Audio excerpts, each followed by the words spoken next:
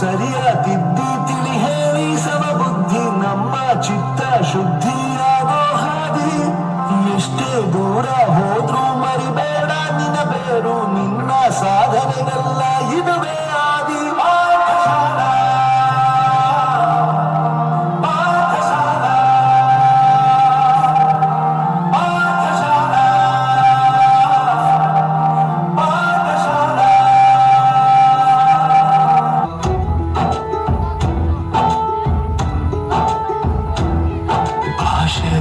ಅಮೃತ ಕುಡಿಸೋ ತಾಯಾಗಿ, ಭಾಷೆ ಅಮೃತ ಕುಡಿಸೋ ತಾಯಾಗಿ, ಭವಿಷ್ಯ ಬರೆವಂತ ತಂದೇನೋ ಆಗಿ, ಬರೆವಂತ ತಂದೇನೋ ಆಗಿ, ಚಂದದ